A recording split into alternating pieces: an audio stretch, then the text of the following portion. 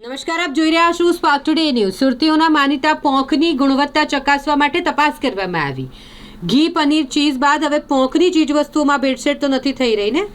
તેને લઈને તપાસ કરાઈ છે. પાલિકાના આરોગ્ય અને ફૂડ વિભાગ દ્વારા 12 સેમ્પલ લેવાયા. શહેરની 10 જેટલી સંસ્થાઓમાંથી લેવાયેલા સેમ્પલ લેબ મોકલવામાં આવ્યા છે. રિપોર્ટ આવ્યા બાદ જ આ મામલે કાર્યવાહી થશે. હાલ ઠંડીની સિઝનમાં પોંકની ચીજવસ્તુઓનું ધૂમ વેચાણ થાય છે. સ્થળ પર હાઇજીન રાખવા, સ્વચ્છતા રાખવા ઉપરાંત બનાવતી વખતે ગ્લવ્સનો ઉપયોગ કરવા માટે સૂચના અપાઈ છે. DD Thakor, food safety officer, Surat મહાનગરપાલિકા. Deputy commissioner health and hospital સાહેબ શ્રી તથા આરોગ્ય અધિકારી સાહેબ શ્રીની સૂચના અન્વયે ચાલુ શિયાળાની સિઝનમાં પોંકથી બનતી વાનગીઓ જે કે પોંકવડા, સેવ વગેરેનું સૌથી વધુ ઉત્પાદન તથા વેચાણ થતું હોય એ પોંકવડા તથા સેવ બનાવતી સંસ્થાઓની સુરત મહાનગરપાલિકાના વિસ્તારમાં આવેલ Rander zone, Athwa zone, central zone વગેરેમાંથી પોંકવડા તથા સેવના નમૂનાઓ લઈ પૃથ્થકરણથી પબ્લિક હેલ્થ લેબોરેટરી ખાતે મોકલી આપવાની કામગીરી કરવામાં આવી છે અને જેના પૃથ્થકરણ અહેવાલ આવ્યાથી આગળની કાર્યવાહી કરવામાં આવશે. એ ફૂડ સેફ્ટી એક્ટ 2006 આગળની કાર્યવાહી કરવામાં આવશે.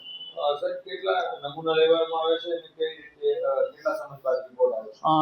આશરે 10 જેટલી સંસ્થાઓ તપાસ કરવામાં આવી છે અને 12 નમૂનાઓ લેવામાં આવ્યા છે અને જેમ બને તેમ જલ્દી રિઝલ્ટ મેળવી લેવાની પ્રાયોરિટી આપવામાં આવશે.